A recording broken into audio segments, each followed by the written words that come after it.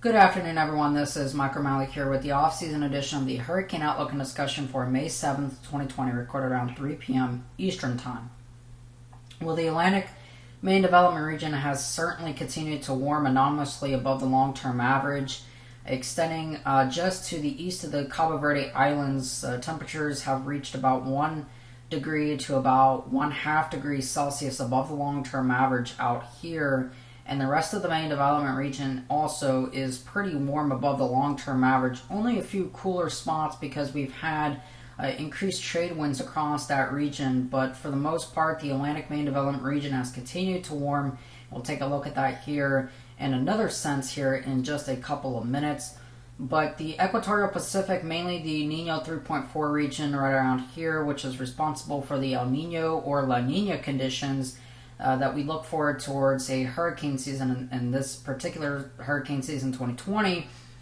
For this upcoming hurricane season, we are looking at La Nina conditions that could be setting up with the equatorial Pacific, and especially the Nino 3.4 region, has cooled pretty anomalously, which this is going to shut down this area across here and put a big green check mark across the Atlantic, and this could show these signs for what could be a fairly active hurricane season. And there's a potential that if the Atlantic main development region warms substantially between now and the peak of hurricane season, we could see a hyperactive season going into the peak of the hurricane season 2020. But again, we're going to be seeing just how much this Atlantic main development region will warm anomalously to develop these hurricanes and tropical storms and all this weather and convection that is going to be coming off of Africa.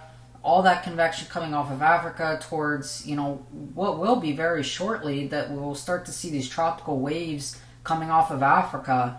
And as that happens with the warm MDR, with the Saharan air layer not being as strong this year, with the slower trade winds relatively, we could be seeing what could be setting up for these robust tropical waves coming off of Africa to develop into hurricane seasons, to develop into hurricanes for this upcoming hurricane season. And this is the North American model forecast precipitation anomaly here. And you do notice that from the Cabo Verde Islands stretching all the way up through the U.S. coastline, including Florida and the northeastern United States and the mid-Atlantic, we do see, even towards the Gulf Coast, we see anomalous precipitation rates. But for the most part, our main concern is this area in the main development region. That could be setting up for what could be another fairly active Atlantic hurricane season this year.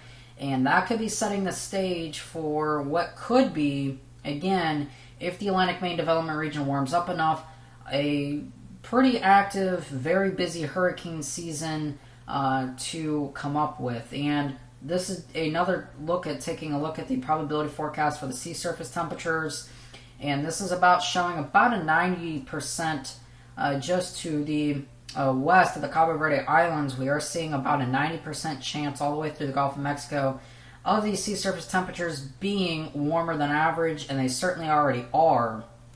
About a 70% through the Cabo Verde Islands. So this whole entire area really has a chance for seeing above normal precipitation and above normal sea surface temperatures, which again, those two in combination could be setting the stage for what could be another fairly active and fairly potent hurricane season setting up across the entire region.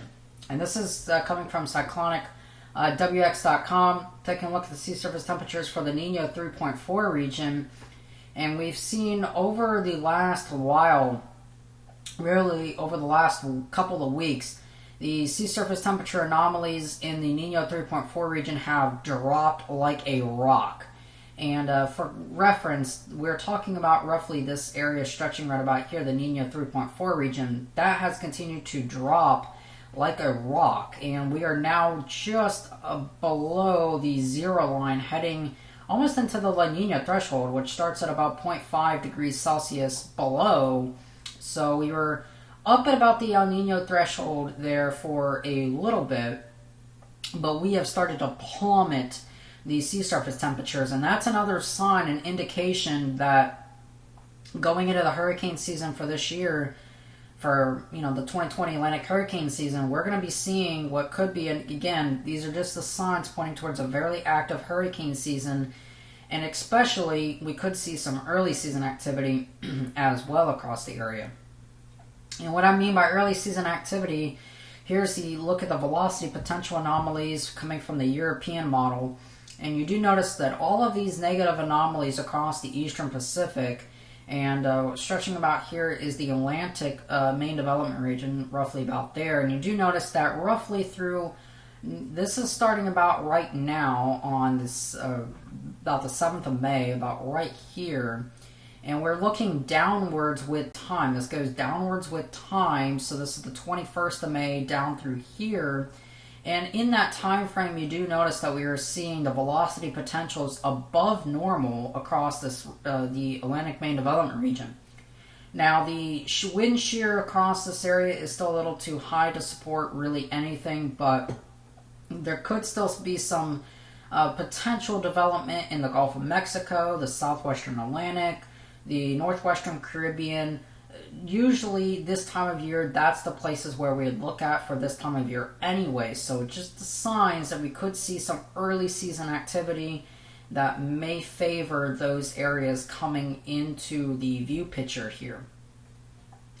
And this is the 5-day data across the equatorial Pacific, and you do notice that most of the region now is coming up through these rather cooler anomalies that are surfacing across this area. So this is with depth about 3 degrees Celsius below average, below the long-term normal coming up, and that will be surfacing across the area. And again, that's just going to continue to upwell these cooler and cooler temperatures. And again, that's going to set the stage for an even cooler Nino 3.4 region, which again is going to set up for a potential La Nina development.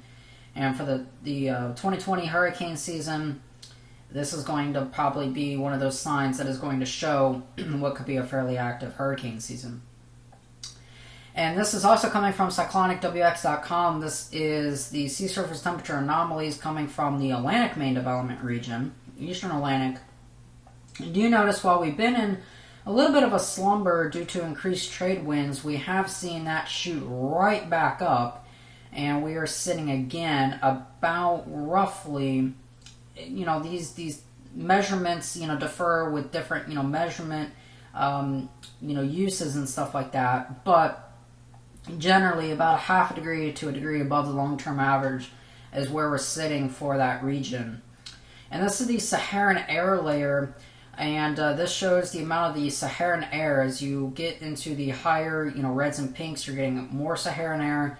The yellows is the less Saharan air layer. But you do notice that there is finally some Saharan air that is stretching across the Eastern Atlantic and the main development region of the Atlantic as well.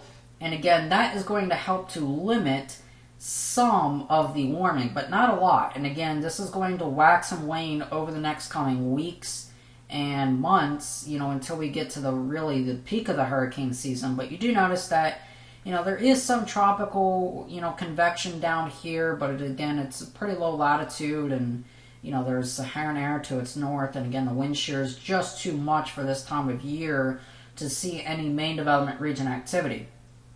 Typically, we start to wait until the latter part of July and then in through August to the time that we really start to see the Saharan air abate and the warmer temperatures in the ITCZ zone continue to lift further north, and we'll start to see more convection really across this region, and it's setting up for what could be again another fairly active hurricane season. But in general, the lower Saharan air layer has led to a lot of this warming, and you can see a lot of that warming has just shot back up in the recent days. So that's going to be something we have to kind of keep in mind. And this is the 850 millibar zone wind anomalies looking over a large vast of area. For reference, this is the Eastern Pacific Nino 3.4 region, and this is the Atlantic, Caribbean, and Gulf of Mexico region.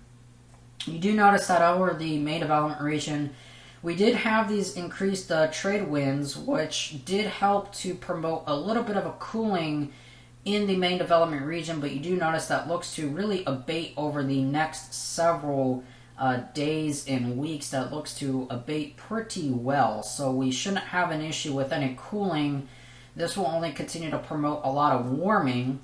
And across the Nino 3.4 region, roughly right about here, we have seen anomalously, for reference, these blues right here indicate the easterly winds and the reds indicate westerly winds. And we've seen a really strong burst of easterly winds across the Nino 3.4 regions, which has helped to really upwell a lot of the cooler water from deep below in the ocean that has continued to upwell that water, and it's only expected to continue.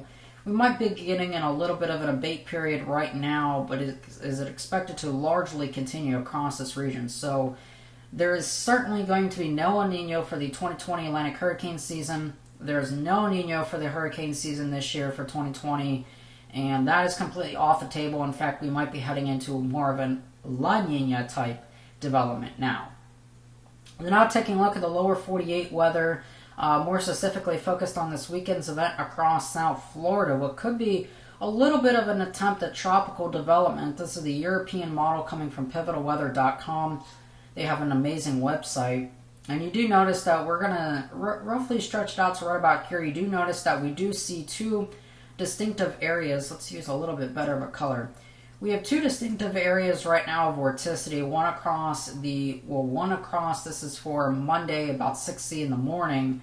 So roughly about 2 o'clock in the morning.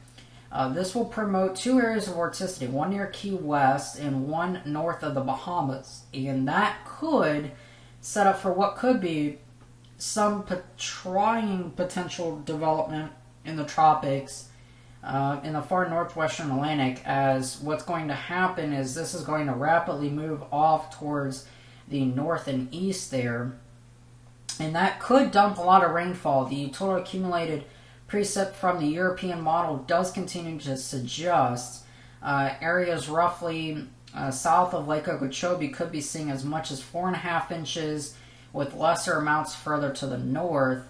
And looking at the GFS model, again, the GFS is pretty much in line with that, about 3.5 inches to 3.7 near Miami. And again, the GFS is even indicating some potential vorticity that could try to bundle up, but not really seeing a whole lot. And eventually, towards the end of the cycle, what leftover vorticity happens in Key West is actually going to drift further south towards the Bahamas and could just meander around this area. Well, that's something we'll have to watch, but certainly something that the models are not picking up on any development. The wind shear is just too great at this point in time. So this is our forecast coming out right now for this weekend's weather event here across South Florida and really the Central Florida region. We do notice that this is the area of low pressure, and that area of low pressure is expected to mainly track along this stalled front. And the stalled front is going to be just to the south or a little to the north of Lake Okeechobee. The positioning is still a little dependent right now on everything, so obviously things will change. But the best chance for significant rainfall is really going to be from Port St. Lucie southward through Miami, through Homestead, Naples, Florida, the Everglades. That is certainly going to be where the best chance for significant rainfall is. Anywhere basically to the south of this low pressure track is going to be where we have the best chance for significant rainfall. And then to the north of that, generally rainfall amounts will be around about an inch or so, maybe a little bit higher or lower in some locations. But there's a chance for some isolated rain and storms to develop. Right now we're giving about a 60% chance for the Orlando Metro to have some rain. And this is the rainfall amounts for South Florida. Again, we are going with roughly about 3 to 3.25 inches here across the South Florida region, including Miami, Homestead, and the Everglades. About 2.5 to 3 inches really across pretty much through Naples and just north of Miami.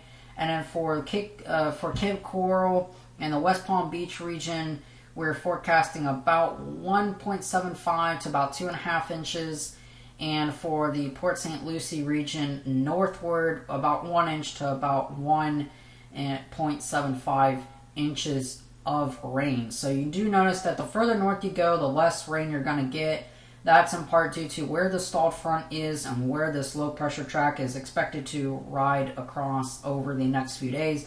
Of course, the things will continue to update, so if you do want to check out the Twitter, I will have my links to the Twitter down in the description below, and of course subscribe to our YouTube channel, like this, and share it with a friend if you really did enjoy this presentation for the upcoming hurricane season 2020. Hope you guys have a good rest of your afternoon. I'll see you back here on Monday.